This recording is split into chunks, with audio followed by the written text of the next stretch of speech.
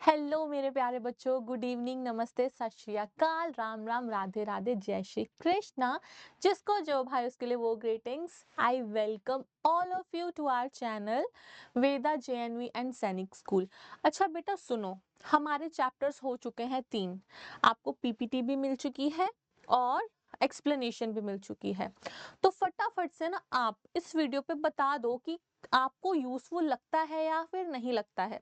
क्योंकि देखो एक ही चैप्टर इसमें आ जाता है, हमारी भी मेहनत है आपके लिए, तो आप भी मेहनत करो, इसको जितना हो सके बार बार रिवाइज करो। ठीक है, तो आई होप सब ठीक है। मेरा नाम है आंचल धिंगड़ा, योर साइंस एक्सपर्ट। आज हम करने जा रहे हैं mind map of chapter reproduction in animals. तो इस पीपीटी में दोनों होता है, जैसे कि आपको पता है, इंग्लिश लैंग्वेज में भी और हिंदी लैंग्वेज में भी। ज्यादा टाइम आपका नहीं लेंगे, 20 मिनट के अंदर अंदर क्विकली रिवाइज कर लेंगे। तो देख लो बेटा फटाफट, पीपीटी पीडीएफ आपको इसकी मिल जाएगी। ठीक है, तो यहाँ पे देखो अ, पहले मैं थोड़ा सा जूम कर दे रही हूँ यहाँ पे। ठीक है, आई थिंक आपको दिख रहा है ना ये सब। चलो देखो, अब यहाँ पे क्या है बेटा, सबसे पहले हमारा चैप्टर है रिप्रोडक्शन इन एनिमल्स, जानवरों में प्रजनन कैसे होता है। तो रिप्रोडक्शन आपको पता है क्या होता है, प्रोड्यूसिंग देयर ओन काइंड, अपने ही जैसे किसी को पैदा करना, प्रोड्यूसिंग वंस ओन काइंड, है ना, वंस ओन काइंड। तो ये होता है हमारे पास रिप्रोडक्शन। तो अब यहाँ पे देखो, रिप्रोडक्शन में मैंने नंबरिंग दी है। सबसे पहले हम पढ़ेंगे एसेक्सुअल, सेकंड नंबर पे क्लोनिंग, मेटामॉर्फोसिस, ये भी बेटा एसेक्सुअल के ही पार्ट है, आपको पता ही है, अलैंगिक प्रजनन के ही उसमें आते हैं कैटेगरी में। ठीक है, तो ये सारे हैं हमारे पास एसेक्सुअल, जो अलैंगिक प्रजनन है। फिर उसके बाद आता है हमारे पास यहाँ पे सेक्सुअल रिप्रोडक्शन। सेक्सुअल, सेक्सुअल मतलब लैंगिक प्रजनन, जहाँ पे क्या क्या चीजें हैं वो भी हम देखेंगे। फिर हम करेंगे डेवलपमेंट ऑफ बेबी या जाइगोट, ये भी आपका एक टॉपिक रहता है। सारे आपको इमेजेस भी दिए हैं। शुरू कर दें, चलो। तो फर्स्ट है हमारे पास एसेक्सुअल, जिसमें कि सिर्फ एक ही पेरेंट होता है। एक ही पेरेंट होता है तो उसमें गैमीट्स नहीं होते हैं, है ना, ये हमें पता है। नो गैमीट्स रिक्वायर्ड, कोई भी गैमीट नहीं चाहिए। एक्स वाई, स्पर्म और ओवरी, स्पर्म और एग, ये सब नहीं चाहिए। ठीक है, तो इसीलिए एसेक्सुअल में सिर्फ एक ही पेरेंट है जो आगे रिप्रोड्यूस कर सकता है। कौन कौन सी एग्जांपल करी है हमने इस चैप्टर में, बाइनरी फिशन करा है और बडिंग करी है ना। तो बाइनरी फिशन मतलब द्वितीय विखंडन, क्या होता है, जब एक ही सेल दो में डिवाइड हो जाए। One cell is getting further divided into two daughter cells, है ना। द्वितीय खंडन बोलते हैं इसको हिंदी में। किसमें देखा जाता है, अमीबा में देखा जाता है। तो यहाँ पे डायग्राम भी देख लो बना है हमारे पास। ये एक सेल है, सबसे पहले यहाँ पे क्या हुआ है, न्यूक्लियस डिवाइड हुआ है। ठीक है, न्यूक्लियस डिवाइड्स फर्स्ट, फिर उसके बाद क्या डिवाइड होगा, फिर डिवाइड होगा बेटा साइटोप्लाज्म। जो जो मैं लिख रही हूँ साथ साथ वीडियो देख के आपको लिखना है, ये भी आपको पता है ना।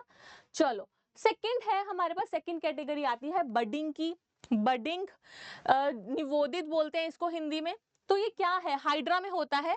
जैसे कि ये हाइड्रा है, पेरेंट है, इसके साथ जो छोटा सा बर्ड आएगा, छोटा सा बर्ड आएगा, फिर उसके बाद क्या है, वो बड़ा हो जाएगा। पूरी तरह से डेवलप होने के बाद वो अलग हो जाएगा अपने सेल से, अपनी मदर सेल से, और एक अलग क्या है, हाइड्रा बन जाएगा। तो ये है हमारे पास बडिंग। ये दोनों कैसी हैं, एसेक्सुअल, ये भी क्लियर होता है। फिर हमने किया है क्लोनिंग और मेटामॉर्फोसिस, हालांकि ये चैप्टर में बाद में आते हैं, बट क्योंकि हमने चैप्टर कर लिया है ऑलरेडी तो हम यहाँ पे देख सकते हैं। I am sorry. तो नंबर 2 पे क्लोनिंग। क्लोनिंग में क्या हुआ था, गमीट्स नहीं लिए थे यहाँ पे, इसीलिए कैसा है, एसेक्सुअल। तो वहां पे बिना गमीट्स के दो सेल लिए हैं उससे, पेरेंट से, और बनी थी डोली शीप। डॉली शिप कब बनाई थी, 1996 में, 1996 में। एसेक्सुअल रिप्रोडक्शन है, इसकी फोटो भी देख लीजिए। मात्र 6 साढ़े 6 साल तक, 6.5 साल तक ये जीवित रही थी। 6 to 6.5 ईयर्स में ये क्या है, खत्म हो गई थी, बहुत ही कम है। हालांकि शीप्स 12 13 14 साल तक जिंदा रहती हैं, बट ये जो डॉली शीप थी 6 साढ़े 6 साल के बीच बीच में ही रही थी। ठीक है, फिर आता है मेटामॉर्फोसिस, काया पलट बोलते हैं जिसको। तो हमने यहाँ पे क्या देखा कि फ्रॉग जो है वो बड़ा कुछ होता है जब, तो उसका स्ट्रक्चर और होता है, छोटा होता है तो उसका स्ट्रक्चर कुछ और होता है। मेटामॉर्फोसिस हमने बहुत चीजों में भी की है, जैसे कि बटरफ्लाइज में की है, सिल्क वर्म्स में की है। तो ये सारे ही एग्जांपल्स किस में आते हैं बेटा, मेटामॉर्फोसिस में। यहाँ पे फ्रॉग देखो, फ्रॉग को कौन सा हार्मोन चाहिए, थायरॉक्सिन हार्मोन चाहिए डेवलपमेंट के लिए। उसके लिए कौन सा एलिमेंट प्रेजेंट होना जरूरी है, आयोडीन एलिमेंट। तो ये भी मेंशन किया है। यहाँ पे देखो एडल्ट फ्रॉग है वो एग्स देगा, फिर उससे क्या है फर्टिलाइजेशन, एक्सटर्नल फर्टिलाइजेशन होने के बाद क्या होगा, टैडपोल बनेगा, बड़ा टैडपोल हो जाएगा, यंग फ्रॉग बनेगा, और फिर लास्ट में क्या है, एडल्ट फ्रॉग बन जाएगा। तो ये होता है हमारा एसेक्सुअल वाला अलैंगिक प्रजनन का पार्ट कंप्लीट। फिर उसके बाद आ जाओ बेटा fourth, sexual reproduction. Sexual reproduction में दो पेरेंट्स चाहिए, माता पिता, ठीक है, और गैमीट्स चाहिए, है ना। गैमीट्स कौन से हैं, स्पर्म है या फिर ओवम है। अब बात क्या होती है, जब हम सेक्सुअल रिप्रोडक्शन की बात करते हैं तो वो हम पढ़ेंगे ह्यूमंस में, ह्यूमंस वाला पोर्शन हमने किया है। तो यहाँ पे देखो गैमीट्स, फर्टिलाइजेशन और ह्यूमंस। तो सेक्सुअल रिप्रोडक्शन में लैंगिक प्रजनन में क्या होता है, गैमीट्स जो होते हैं वो उनकी फर्टिलाइजेशन होती है, युग्मक जो होते हैं उनकी फ्यूजन होती है, गैमीट्स फर्टिलाइजेशन होती है। और ह्यूमंस में क्या कैसे होता है वो अब हम करेंगे।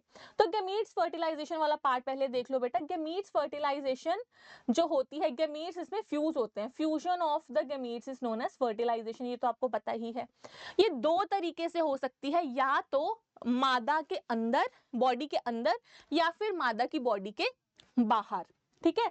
तो अगर इनसाइड द बॉडी हो रही है उसको हम बोलते हैं इंटरनल फर्टिलाइजेशन।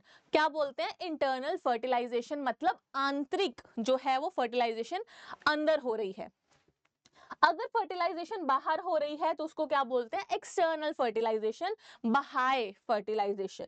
फिर उसके बाद ये चीज होती है यहां तक खत्म। दो चीजें हैं, एक्सटर्नल फर्टिलाइजेशन, इंटरनल फर्टिलाइजेशन, ठीक है। ह्यूमंस में क्या केस होता है, ह्यूमंस में हमें पता है कि गैमीट्स चाहिए, मदर फादर दोनों चाहिए रिप्रोडक्शन के लिए, प्रजनन के लिए।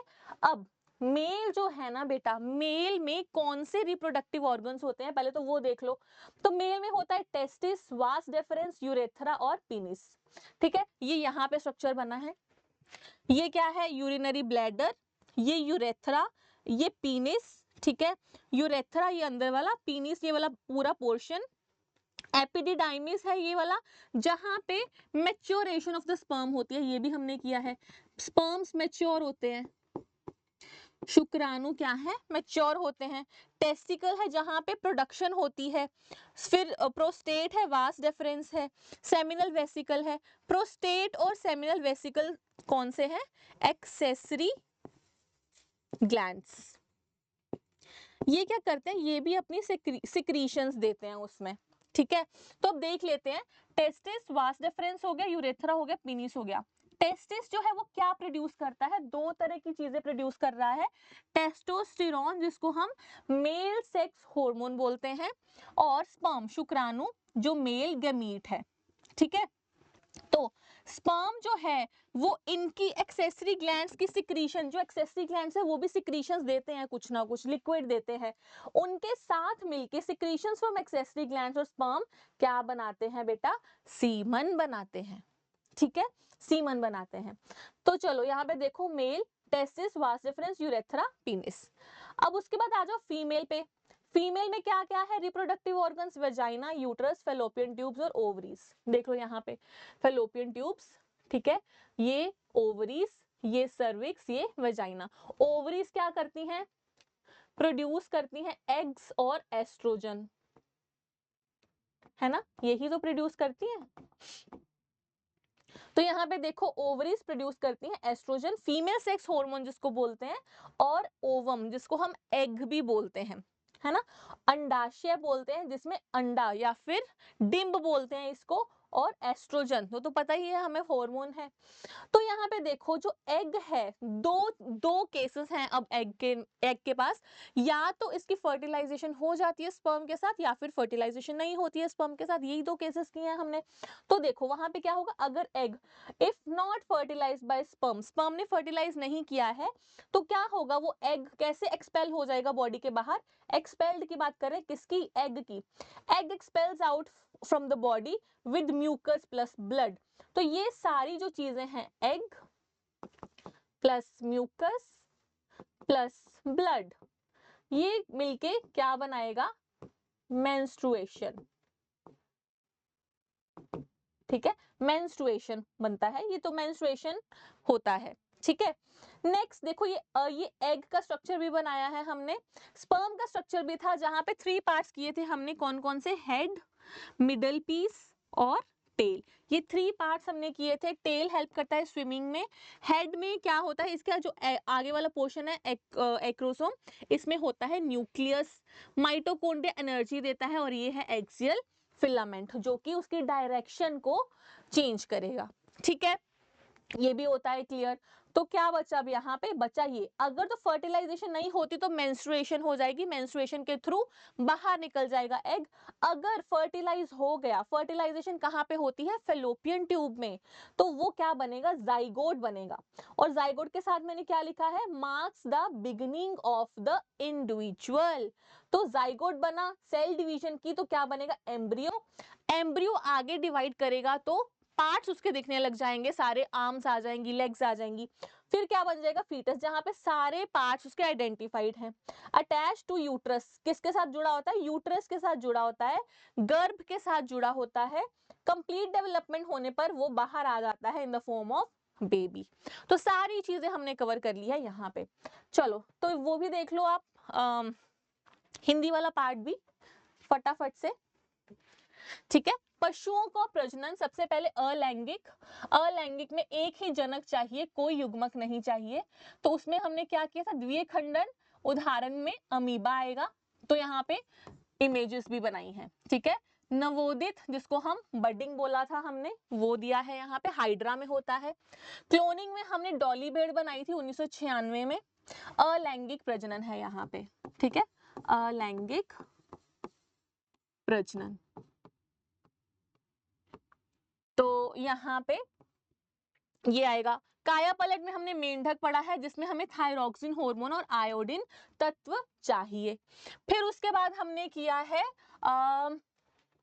हाँ, ये वाला नहीं बताया ना मैंने, development of the baby zygote. तो मैंने आपको ये भी बताया है कि जब डेवलपमेंट होती है ना बेटा, तो 2 तरह से होती है। हालांकि फर्टिलाइजेशन अगर इंटरनल है तो भी बच्चा बाहर डेवलप हो सकता है, जैसे कि हैन वाला केस था। अगर इनसाइड मदर्स वूम डेवलपमेंट होगी बेबी की, तो उनको बोलते हैं विविपेरस। जैसे कि ह्यूमंस जब तक पूरी तरह से बेबी डेवलप नहीं होता है, वूम में ही रहता है, उनको विविपेरस बोलते हैं। ओविपेरस होते हैं एग लेइंग, जो कि बाहर डेवलप करते हैं अपने बेबी को, एग लेइंग होते हैं। ठीक है, इन विट्रो फर्टिलाइजेशन कौन सी होती है बेटा, in vitro test tube baby जिसको बोलते हैं। इन विट्रो तब होती है जब फेलोपियन ट्यूब्स ना ब्लॉक हो जाती हैं और अंडा आ ही नहीं पा रहा है बाहर, इसी वजह से क्या है, फर्टिलाइजेशन नहीं होती। तो उस केस में एग ले के बॉडी से, फीमेल की बॉडी से टेस्ट ट्यूब में उसकी फर्टिलाइजेशन करवाते हैं स्पर्म के साथ। जब वो जाइगोट बन जाता है, उसको दोबारा से मदर में इम्प्लांट कर देते हैं। तो यहाँ पे ये बात याद रखना, सिर्फ फर्टिलाइजेशन आउटसाइड होती है, डेवलपमेंट इनसाइड होती है बेबी की मदर की वूम में, किसमें, टेस्ट ट्यूब बेबीज में। ठीक है, ओके जी। तो अब देखो यहाँ पे हम बात करेंगे लैंगिक की, लैंगिक प्रजनन। तो उसमें युग्मक चाहिए और माता पिता दोनों चाहिए। तो इसमें मनुष्यों में देखी हमने, और युग्मक निषेचन या तो शरीर के अंदर हो सकता है, आंतरिक आंतरिक निषेचन बोलते हैं जिसको, या फिर बॉडी के बाहर हो सकता है, जिसको हम बाह्य, शरीर के बाहर होएगा तो बाह्य निषेचन बोल सकते हैं। अब मनुष्यों में 2 तरह की चीजें, मतलब मनुष्यों में 2 होते हैं, पुरुष और मादा, महिला। पुरुष की जब हम बात करें तो उसमें कौन कौन से रिप्रोडक्टिव ऑर्गन्स है, प्रजनन के लिए कौन कौन से अंग चाहिए, वर्षण, वास डेफरेंस, मूत्र मार्ग, लिंग। प्रजनन नलिका, जन्म नलिका, फेलोपियन ट्यूब और अंडाशय। अब वृषण जो है वो क्या क्या उत्पादन, किसका उत्पादन कर रहा है? टेस्टोस्टेरोन का, जिसको मेल सेक्स हार्मोन भी बोलते हैं। और शुक्राणु नर युग्मक जिसको बोलते हैं, ये सहायक ग्रंथियों से भी सिक्रीशंस लेते हैं। शुक्राणु के साथ क्या बनता है? वीर्य। अब जब बात करेंगे हम यहाँ पे अंडाशय क्या क्या उत्पन्न करता है? एस्ट्रोजन और डिंब। तो यहाँ पे दो दो केसेस हैं अब डिंब के पास, या तो वो शुक्राणु द्वारा निषेचित हो जाता है या नहीं होता। अगर नहीं होगा तो क्या होगा? बलगम और रक्त के साथ बाहर निकल जाता है बॉडी से, जिसको क्या बोलते हैं? महावरी, है ना। और नेक्स्ट केस, अगर निषेचन हो जाता है शुक्राणु के साथ तो क्या बनेगा? युग्मनज, जो कि व्यक्तित्व की शुरुआत का चिन्हित है। अब कोशिका विभाजन होगा तो भ्रूण बनेगा, ठीक है। भ्रूण के बाद क्या बनेगा? हमारे पास शरीर के अंगों की पहचान हो जाती है, फिर उसको बोलते हैं गर्भाशय, और संपूर्ण विकास के बाद बच्चा होता है। अब यहाँ पे देखो, प्लेजेंटा के माध्यम से गर्भ से जुड़ा हुआ है वो, ठीक है। गर्भ से जुड़ा है किसके माध्यम से? प्लेजेंटा के माध्यम से। और ये वाली स्टेज डेवलपमेंट देख लो, सबसे पहले जाइगोट है, ठीक है, जिसको आपने युग्मनज बोल दिया है। फिर आएगा एम्ब्रियो, जिसको भ्रूण बोलते हैं, ठीक है। फिर आएगा हमारे पास फीटस, जिसको गर्भ या फिर गर्भाशय बोलते हैं। और फिर आएगा बेबी, जिसको हम बच्चा बोलते हैं। तो ये सीरीज जो है, जो हमारा ऑर्डर है बेटा, ये आप जरूर याद रखना। इसी के साथ हमारे पास क्या है? शिशु या फिर युग्मनज का विकास। अगर माँ के गर्भ के अंदर हो रहा है तो उसको विविपेरस बोलेंगे, माँ के गर्भ के बाहर हो रहा है तो डिम्ब प्रसू बोलेंगे, डिम्ब प्रसू, ठीक है। और जो टेस्ट ट्यूब बेबी होती है, इन विट्रो बेबी होती है, वो क्या होता है? निषेचन सिर्फ टेस्ट ट्यूब में होता है। जो उसकी डेवलपमेंट है, बेबी की जो ग्रोथ है, जब फेलोपियन ट्यूब अवरुद्ध होती है तब होता है सबसे पहले तो। और जो बच्चे का विकास है वो अंदर ही होता है, गर्भ के अंदर ही होता है, माँ के। पर जो निषेचन है ना, वो बाहर करवाया जाता है, ठीक है। तो ये बात भी आपको याद रखनी है। ये देख लो, डायग्राम सारे ही आपके लिए हैं। फ्रॉग का डायग्राम है हमारे पास, डॉली है, ये हमारे पास हाइड्रा में और अमीबा में कैसे होगा, ये पुरुष में प्रजनन तंत्र क्या है, शुक्राणु का दिया है आपके पास, जिसमें हमारे पास सर होता है, मध्य भाग होता है और पूंछ होता है। 3 पार्ट्स, 3 भाग होते हैं इसके, ठीक है। इसी के साथ हमारा खत्म होता है रिप्रोडक्शन इन प्लांट्स भी। तो मेरे प्यारे बच्चों, इसको जरूर देखो, जो आपका रिवीजन है फटाफट हो जाएगा। और कब देखना है?